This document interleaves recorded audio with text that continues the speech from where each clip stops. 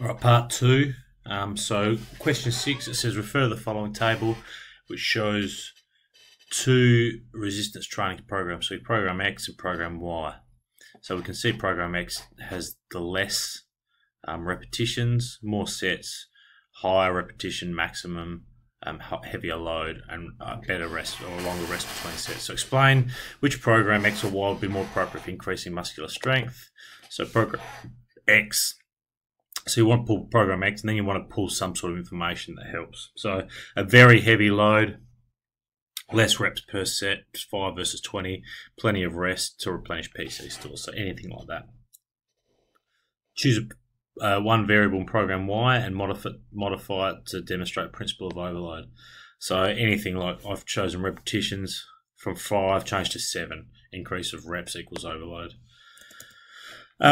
Explain two chronic muscular adaptations that would occur after 6 months of resistance training using program X. So one of them is increased motor unit recruitment.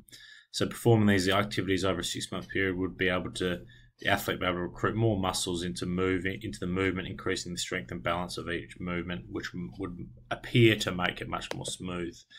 Also, increased muscular hypertrophy would see the athlete's cross-sectional area of their skeletal muscle increase in mass with their targeted muscle groups, which also see an increase in fuel storage. So any of those are up at detail explanation. 7. Refer to the following graph, which shows cardiac output and oxygen consumption of an endurance runner and a student before training and after training in an extended endurance running program. So they're looking at what's the relationship between the student's cardiac output and their oxygen consumption before the training program. So we're looking at that blue line. So before the training, the student's cardiac output is around 15 litres per minute, while their oxygen consumption is 2.5 litres per minute. They're proportional to each other. The student obviously cannot increase their cardiac output any further as the oxygen consumption is restricted. So something like that would have got you the 2 marks. Using data from the graph above, again using data, identify the student's maximum cardiac output before the training program and after. So before is about 16 litres per minute. Some people wrote 17, that's fine. After about 20 litres per minute, you need to have the units there. Identify one chronic physical training adaptation that would change the student's maximum cardiac output after the extended endurance running program. So the increased stroke volume was the key one there. So that was the most obvious. Increased stroke volume results in an automatic increase in cardiac output, and that would be the result of increased cardiac hypertrophy. All right, D, suggest the reason, explain why cardiac output when oxygen consumption is 2 litres per minute lower for the endurance runner than for the student before the training program and after the training program. So I've said due to the efficient oxygen delivery of the endurance runner, they would not need to increase their oxygen consumption as they would utilise more of the oxygen that had entered their body. This would be indicated through an increased AVO2 difference. So there's my terminology. The adaptations, and then you'd want to look at what adaptations lead to that. Adaptations that lead to that centre around increased capillarization of alveoli and muscle tissue, as well as increased blood volume, myoglobin and hemoglobin. All right, so those are the key things that wanted in there. Refer to the following gradient map. So again, one thing that people didn't do in the next question is really refer to that gradient map. So, using the information above, identify and explain 2 fitness factors needed to maximise successful performance for this fun run. So, fitness factors, fitness components. Some people need to make sure they're getting that terminology right. So, cardiovascular endurance is one. And then why? Bodies need to utilise oxygen as a primary energy source over an extended period of time. The fun run is 14 kilometres and held in hot and humid conditions. So, that information there. Muscular endurance, so muscles' ability to contract on a regular basis with any sort of resistance, and then talking about there is actually an elevation through the course, up to 80 metres at its peak. Muscles, particularly quadriceps and hamstring groups, will need to deal with the gravitational resistance. So again, just being specific to what information they've given me, that is how you get the 4 marks. For each fitness factor you identified in Part A, name relevant standardised fitness test. People got this so wrong. So standardized fitness test. So cardiovascular endurance, a multi-stage fitness test. Muscular endurance, we're looking at the Harvard step test, or push-ups and sit-ups, things that we've done, things that we've spoken about. Explain two likely differences between the training methods of an elite male runner and a male fun runner in preparation for this fun event. So again, training methods, the actual training methods, not just a method that you decide on. So training methods, elite runner would incorporate some fartlek training with their continuous training to deal with lactate tolerance because of the incline periods as well as the speed required to try and win. Where the fun runner may have been more likely to purely focus on continuous training, probably at a lower intensity and a more leisurely setting. So continuous training, fartlek training, those are the ones, and then we describe how they might have been different in terms of intensity and whatever. Outline one acute muscular adaptation, acute muscular response that will occur during the fun run. So anything from decreased fuel stores, increased motor unit recruitment, increased lactate accumulation, muscular responses, not increased heart rate, not increased breathing rate. We're looking at muscular responses. All right. Second mark would be simply from outlining it how it would have come, e.g. the lactate from increased intensity of the incline.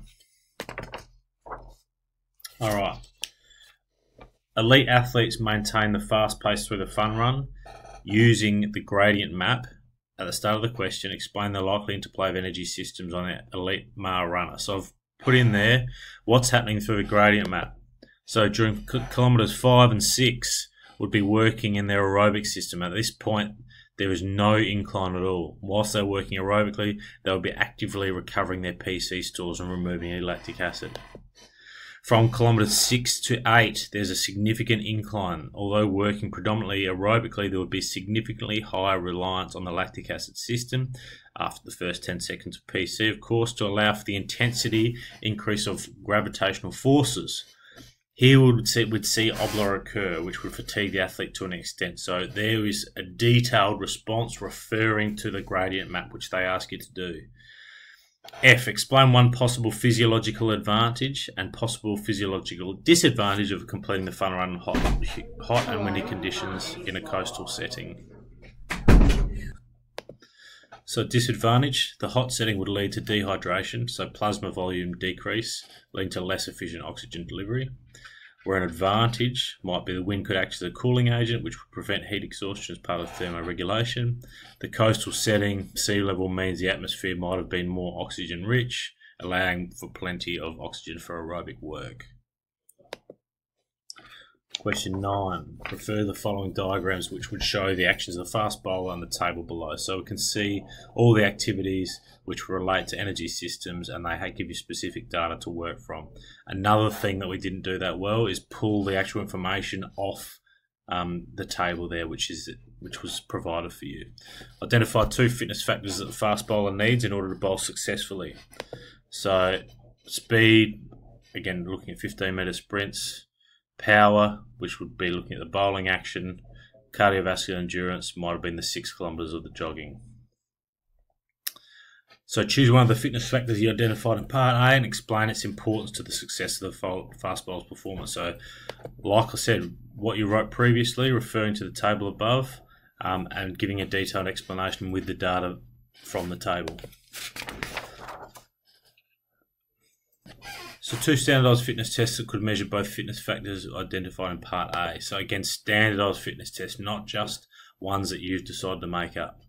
So speed, 20-metre sprint test. Some people wrote 60 or 30. The standardised one is 20. And the power, vertical jump or standing broad jump. If you looked at muscular endurance, you're looking at your push-ups and sit-ups for a minute. Harvard step test. If you're looking at cardiovascular endurance, beat test, things like that. So it's standardised fitness tests. One method of training that for one of the fitness factors you've identified in part A, and explain how it can be used to improve the performance of the fast bowler. So again, a method of training, not just telling me a fitness test and how that could improve, an actual method of training that we've been talking about. So method for speed could have been interval training. So completing 15-metre sprints at maximum intensity would improve his muscular hypertrophy and would increase the speed over a short period. Adequate recovery would be needed to ensure he'd be working in the PC system. So that's a detailed explanation. Using the information in the table on 6, again pulling information off the table, explain when each of the following energy systems would contribute to the highest percentage of energy. So some people did this really well, so other people just restrict their answer by not using the data. So PC, 15-meter sprints less than 10 seconds with 30 seconds recovery for each ball. So only 6 ball per over, therefore the intensity of the bowling is maximum. Aerobic, so there was walking, so 10 kilometers of walking, 6 kilometers of jogging, overall including fielding 20 kilometers, all low intensity activities, and that would be working the aerobic system, would allow for active recovery to replenish PC for the bowler. So again, once you pull the information off the table, it becomes a very easy answer. Alright, 10. An 18-year-old student who plays Saturday sport is planning to complete the school's annual 5-kilometre cross-country running event. During one of her training sessions, she recorded her heart rate and the results in the following graph. With reference to the graph above, give a reason why E represents a steady state rather than indicating the student has reached a maximum heart rate. So if you look at the graph properly, you can see the heart rate is a steady state at 160 BPM. If an 18-year-old was reaching their maximum heart rate, that would be up to 202 beats per minute. So you can see straight away from that it's not the maximum heart rate. The heart rate indicated on the graph, steady state is 160. So you would also not be able to maintain a steady state at maximum heart rate because there would be too much lactic acid accumulation. So lots of people got that sort of lactic acid accumulation component, but some people just missed out on the fact that an 18-year-old's maximum heart rate would not be 160. Using data from the graph on page 10, explain how the energy contribution changes between minutes 3 and 7 of exercise. So looking at where we get at minute 3, so fairly low intensity steady state. At minute 4, there's an obvious increase in intensity, go from around 80 beats per minute to 160 over 1 minute period. Here we see PC stores being used and then lactic acid system being dominant until we reach a steady state around 7 minutes. This is where there's been enough oxygen in the body to meet the demand, so they've gone through the oxygen deficit period. Okay, so again, just utilising information off the graph and structuring your answer from there. So the last bit, and you can go through and pause, is the extended response question. Again, if I can give a general feedback on that, people weren't willing enough to pull exact information off the graph, say exact time and what's happening at that time, to then relate to the energy system. So I've outlined there where we could have talked about ATP, PC, lactic acid and aerobic systems and how they work with each other. So the best thing there would be to pause and maybe look through that answer. Okay. So again, like I said before, this process is as important as actually revising and then completing the exam. So make sure it is gone through thoroughly. You've written out appropriate responses. I'll email you another version of the exam if you would like to print that out and write in responses as part of your ongoing revision.